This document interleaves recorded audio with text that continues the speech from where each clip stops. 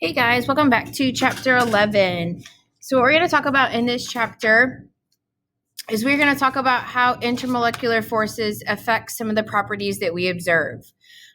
So one of the questions that I posed at the very beginning of this chapter is why are these two molecules different in different phases at room temperature?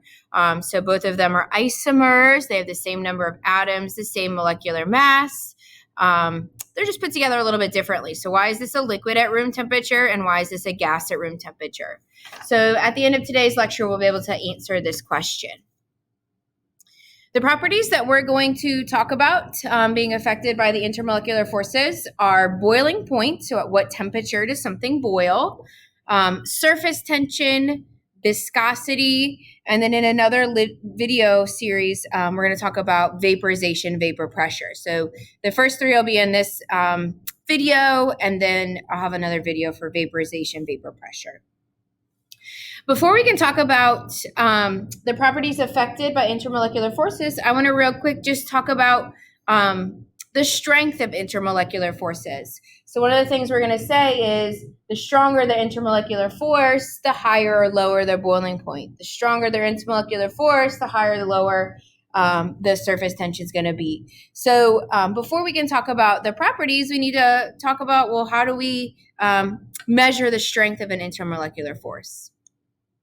Okay, so we talked a little bit about these, but I want to just summarize it in one slide and in the least amount of words as possible, so maybe it'll stick. So what forces make an attraction stronger? So when I say stronger, what I'm meaning is those two molecules are stickier. Those two molecules are more attracted to one another. We've got to work a little bit harder to pull those molecules apart. So that's what I mean by stronger. The first thing that affects it is size. So we talked about the larger the molecule, the further away the electrons are. So remember when we were talking just about an atom, for example, the valence electrons were out in an outer shell, further away from the nucleus, more susceptible to outside influence. So if they're more susceptible to outside influence, that means the interaction is actually going to be a stronger interaction. So more susceptible makes it stronger.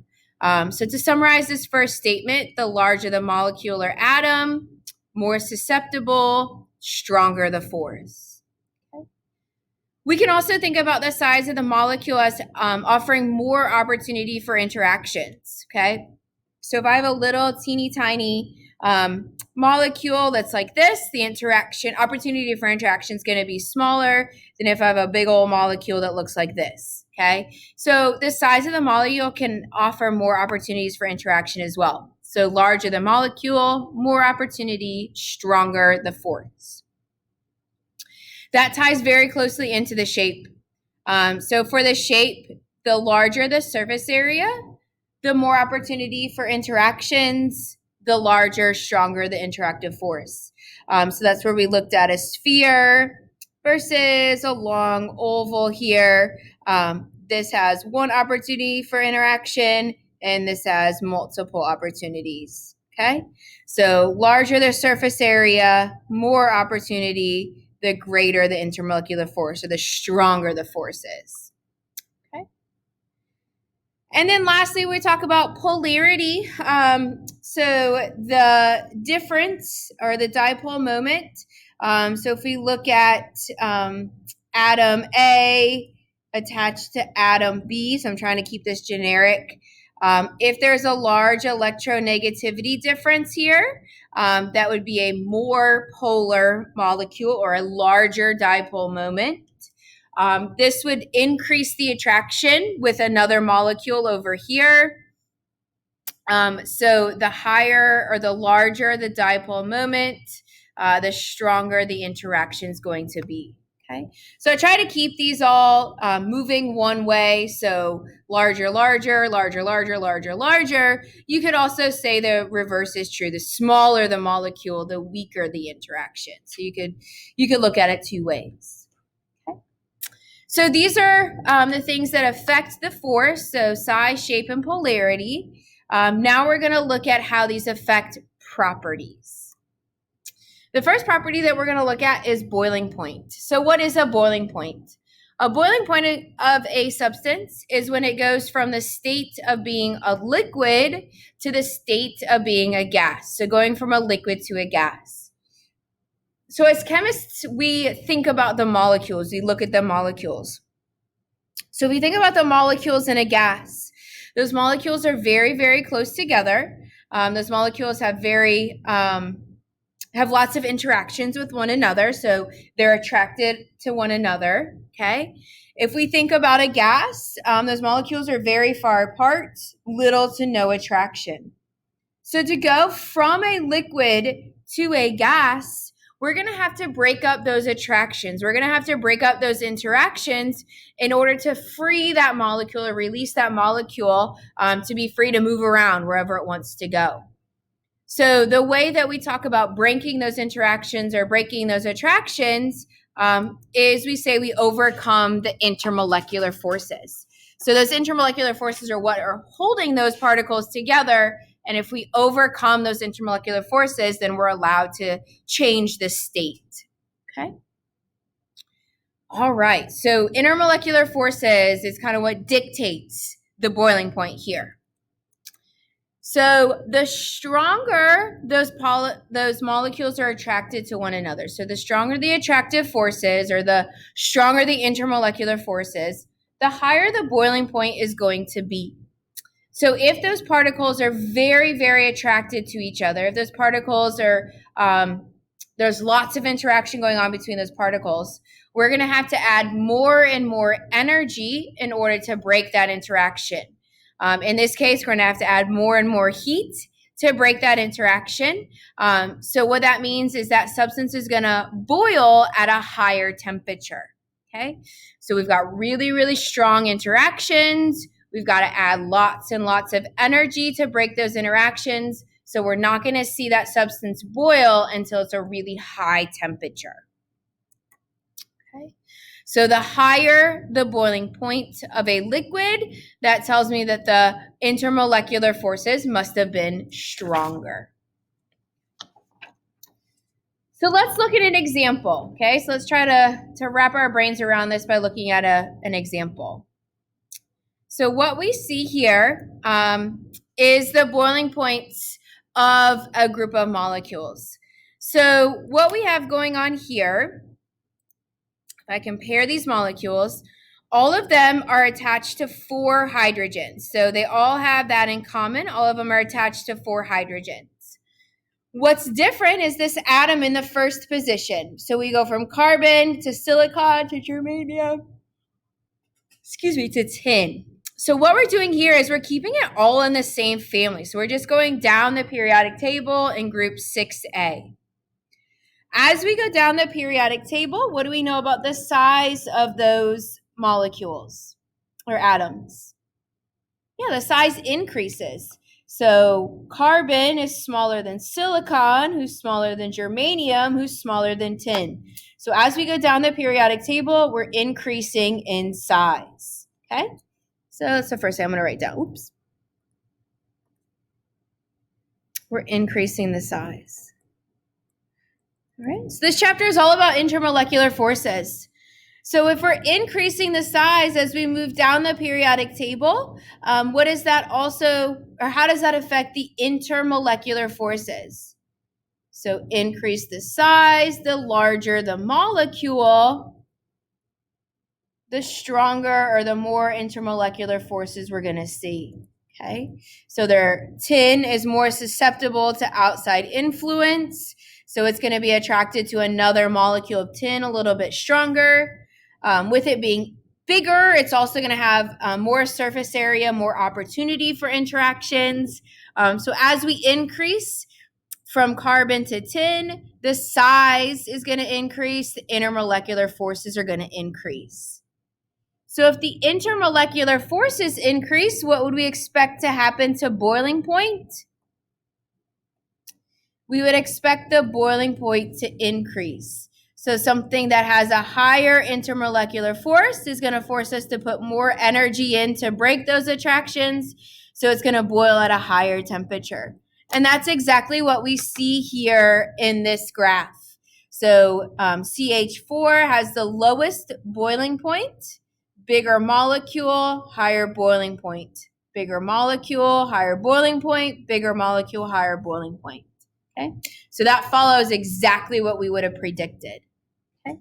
The other thing to point out here is the only intermolecular force that we are concerned about in this group is London dispersion. So all of these are non-polar molecules. So all of them are tetrahedral molecules. And the electronegativity difference doesn't matter because they're tetrahedral molecules. So they're non-polar molecules. That's the only thing we have to consider. Okay. Now what we're going to do is we're going to look at group 4A.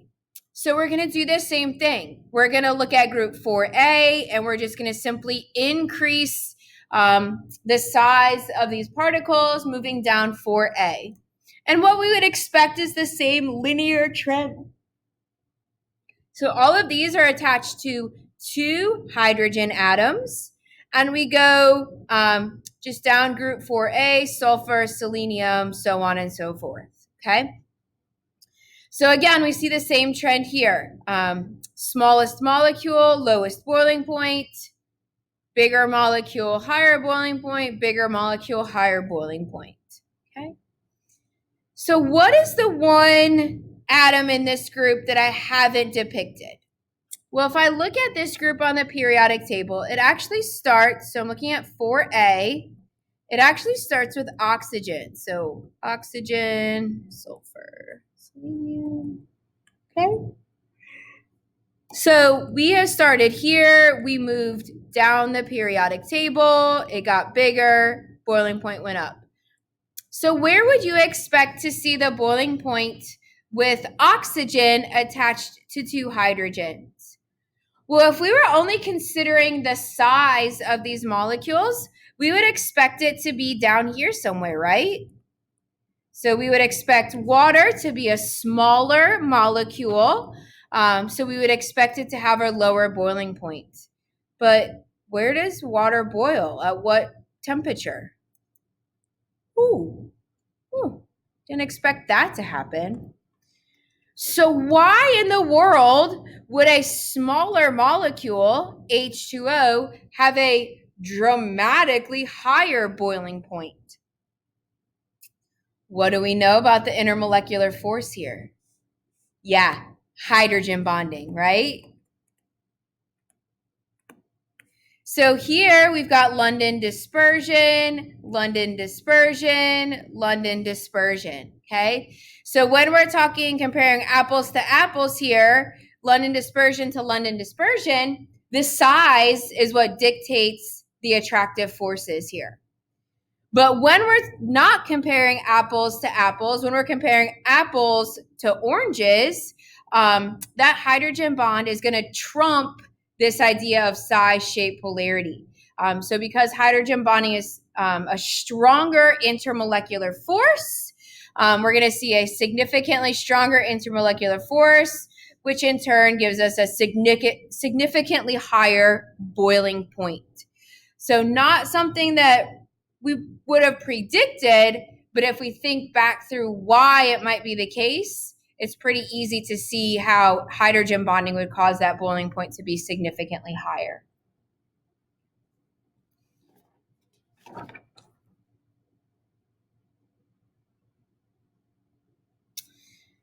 The other thing about water, so not only is water have a significantly higher boiling point due to hydrogen bonding, water happens to be really, really proficient at hydrogen bonding. So one molecule of water, H2O, can make up to 4 hydrogen bonds per molecule. So not only is it hydrogen bonding, which is one of the strongest intermolecular forces, but it's hydrogen bonding 4 times. So this hydrogen right here can hydrogen bond with an oxygen. This hydrogen right here can hydrogen bond with another oxygen. And remember, there's 2 lone pairs up here. So this one reaches out to another hydrogen on another atom. This reaches out to a hydrogen on another atom. So we have 1, 2, 3, 4 opportunities for hydrogen bonding. So it hydrogen bonds, which makes it a strong intermolecular force, and it hydrogen bonds 4 times, which makes it incredibly proficient at hydrogen bonding. Okay. Here is an example of a problem that you might see. So we're going to walk through this problem.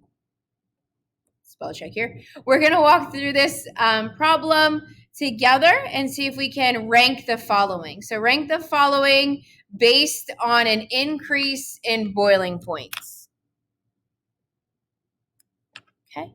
So what I'm saying here is rank them from the lowest boiling point to the highest boiling point. If you guys watched the video of the worked example, these are the same 3 molecules. So if you have not watched that video, I would suggest that you stop at this point and go watch that video so that you know where I get this information. But to quickly summarize that video, what we determined is this is a non-polar molecule. So it only undergoes London dispersion forces. And we determined that this guy down here is also a non-polar molecule, and it also undergoes only London dispersion forces. And we determined this guy right here was polar, so it's got London dispersion, and it's got dipole-dipole.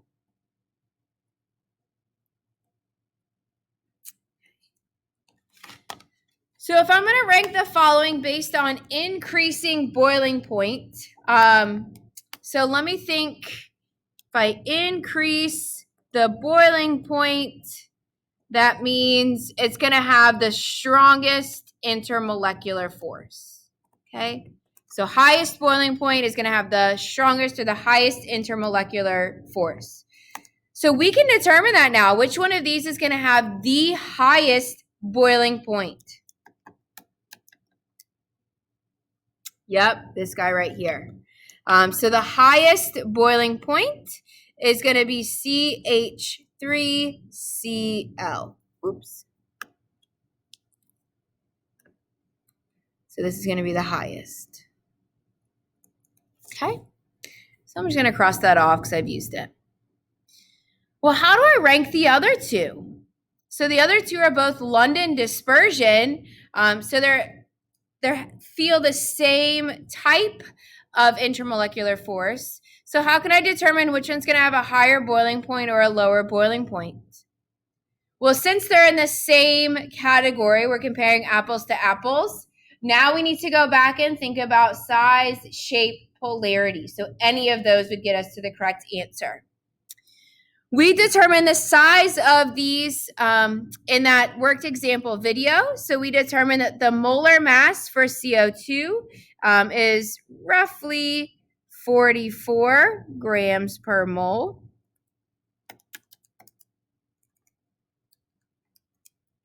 And we determined that the molecular mass for CH4 was roughly 16 grams per mole. Okay. So what does the molar mass or molecular mass tell us? Well, it tells us something about the size. So carbon dioxide is a bigger molecule because it has a higher molecular mass. CH4 is a smaller molecule because it has a smaller molecular mass. So how does size fit into this thought process? Well, if we increase the size, that gives us stronger intermolecular forces, which will cause us to have a higher boiling point. So with carbon dioxide being a bigger molecule, it's going to have a higher boiling point than CH4. CH4 is the smallest molecule, so it's going to have the lowest boiling point. So CH4 is smaller and CO2 smaller. So rank the following based on increasing boiling point, lowest to highest. I have ranked those according to their boiling points. Okay. Lots and lots of information to consider here. So this is what makes Chem 2 kind of a step forward from Chem 1, is you're not just looking at, here's the question, here's the answer. You've got to take multiple pieces of information, smash it all together before you come to an answer. So I highly recommend that you guys write down information as you work through these problems. If you try to hold all of this information in the front of your brain while you're thinking about a problem, that's where we find mistakes. So get some sort of system that you can write it down on your paper and talk yourself through these problems. So we can finally answer this question, right? So ethanol is a liquid at room temperature. Dimethyl ether is a gas at room temperature. Looking at those two molecules, can you tell me which one has the higher boiling point?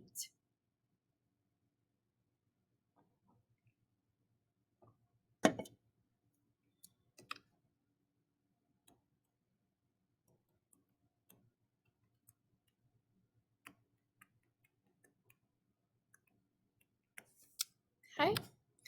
So whichever one has the stronger intermolecular forces is going to be the one that has the higher boiling point. So let's think about the intermolecular forces that are at play here. What intermolecular forces is ethanol going to have? Well, every single molecule has London dispersion. And what else do you notice about ethanol?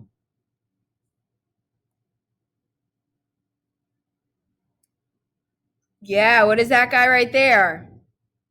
Hydrogen bond. So remember, carbon, hydrogen, nonpolar, nonpolar, nonpolar, nonpolar, nonpolar. So far we have no dipole moments, nothing to write home about. Carbon, carbon bond, of course, those have the same electronegativity, so they would share electrons equally. But when we come out here to carbon, oxygen, oxygen, hydrogen, what we see here is a dipole and a hydrogen bond, okay? So the strongest intermolecular force here would be a hydrogen bond. Let's come over here to dimethyl ether, okay? Well, one of the first things that I notice about this molecule is it's very symmetrical. So even if there's some sort of dipole moment going on, I see that it's kind of pulling in an equal direction, okay? So again, we've got a bunch of carbon and hydrogen bonds here. So those are nonpolar, nonpolar. So the only bond here that is a polar bond is this carbon-oxygen bond, okay? So what type of intermolecular forces does this guy have? Well, of course, London dispersion. Everybody has London dispersion. And at best, this would have dipole-dipole. Okay. All right. So which one has the higher boiling point? Higher boiling point, stronger intermolecular forces. This hydrogen bond is the strongest. So how does that explain liquid at room temperature? Well, at room temperature, it doesn't have enough energy to break those bonds and become a gas. So in order to make ethanol into a gas, we'd have to increase the temperature. We'd have to heat it up in order for it to turn into a gas, right? We don't have to heat it up much, but we would have to heat it up a little bit. For dimethyl ether, it's a gas at room temperature. So because its intermolecular forces are weaker, so weaker intermolecular forces, it has a decreased boiling point.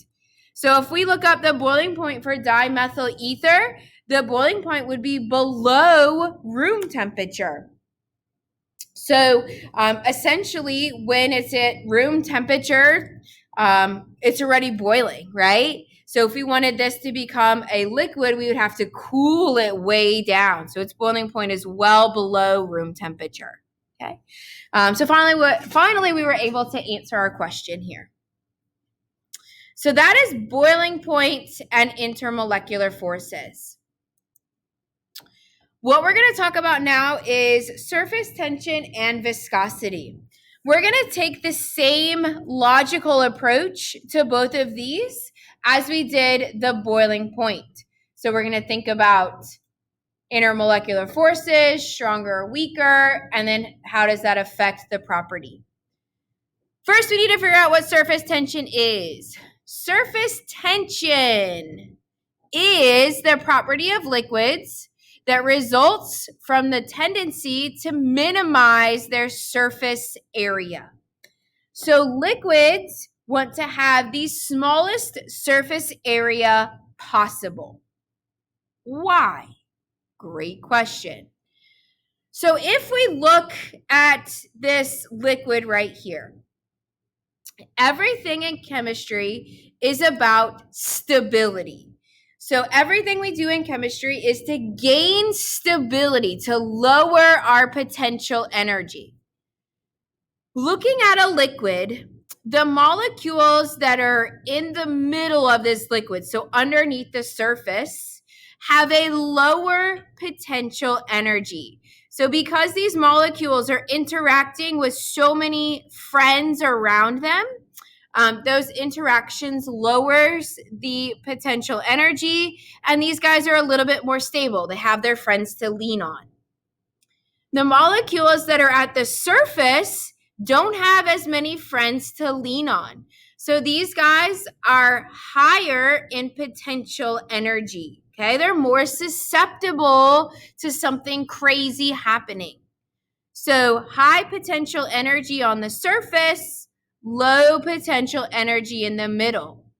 So if I was a liquid and I wanted to I wanted to increase my stability, I would do whatever I could to have the least number of particles at the surface to decrease my surface area. Just fun fact over here, if you if you drop a little droplet of water in space, it becomes a sphere. So a sphere is the shape with the smallest surface area. So in the absence of gravity, that liquid is able to obtain that sphere. Due to gravitational forces, it can't do that here on Earth. But this is what it's trying to obtain. Gravity just affects it on Earth. Okay? All right. So, surface tension is the attempt to limit the number of molecules at the surface. That's what surface tension is. So, how does intermolecular forces affect this? The stronger the intermolecular force, so the stronger the interaction is inside here with these molecules inside, the greater the desire is for a smaller surface area. So if we increase the intermolecular force, okay, we increase the interaction between these particles here, that is going to increase the desire to minimize surface area. Okay, so that's going to increase the desire to have the least number of particles at the top. Okay, so what that in turn is going to do is increase surface tension.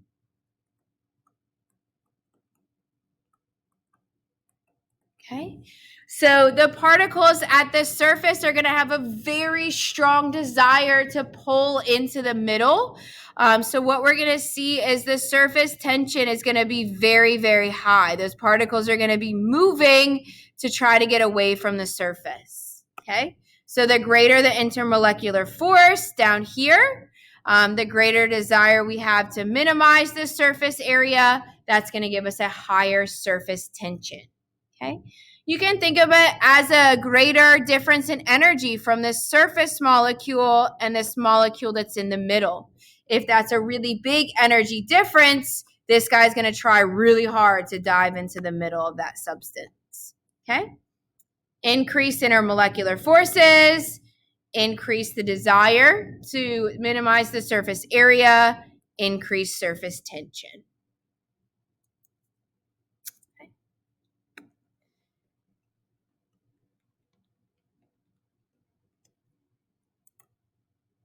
Viscosity. So viscosity is the resistance of liquid to flow. So something that has a high viscosity would be very resistant to flow. Something that has a low viscosity is going to be pretty easy to pour that substance.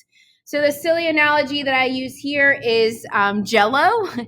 So warm Jell-O, so as you're heating it in the pan, warm Jell-O would have a low viscosity. It's easy to take that warm Jell-O in a pan and pour it into another container, right? It pours pretty easy. So low viscosity, low resistance. As that Jell-O starts to cool down, so as that Jell-O starts to harden and become Jell-O, the viscosity increases. So cold Jell-O would have a high viscosity. So if you try to pour cold Jell-O, it's not going to pour as easily. It's going to resist that flow. It's going to have a high viscosity. So that's what viscosity is. This one's pretty intuitive, right? So the stronger the intermolecular forces or the intermolecular attraction, the higher the viscosity is going to be. So the more sticky those particles are, right? So if we've got particles that are interacting with one another and they're really, really attracted to one another, they're not easily going to slip past each other and pour out of a container, right? So if we increase the intermolecular attraction or intermolecular forces, we're going to increase the viscosity because those particles are stickier. They're sticking together more, okay? So increase intermolecular forces, we're going to increase the viscosity. Here we see an example of this. So if we look at going from the top of this table to the bottom of this table, we see that these molecules are getting bigger. So really what we're doing here is we're just adding a CH2 in the middle. So this is a common thing to do in organic chemistry, is just to keep tagging more carbons onto a chain and seeing what happens. So what we see as we go from top to bottom is the molecular mass increases. So that's one indication that these molecules are getting bigger. So this is size. We also see that the shape of these molecules is getting bigger and bigger as well. So here is our first one, and now our molecule is a little bit longer, and a little bit longer, and a little bit longer, okay? So we're increasing size, we're increasing the surface area with the shape, and we also see that viscosity increases as well. So remember, we increase size, increase surface area, so that's the shape. That increases our intermolecular forces, which would increase viscosity, would make them stickier, okay? So just a classic example of this viscosity. So that ends, here's just that in words. So the stronger the intermolecular forces, the higher the liquid's viscosity will be. So that ends our discussion for these properties. So we talked about the boiling point, we talked about the viscosity, and we talked about the surface tension and how intermolecular forces affects those things.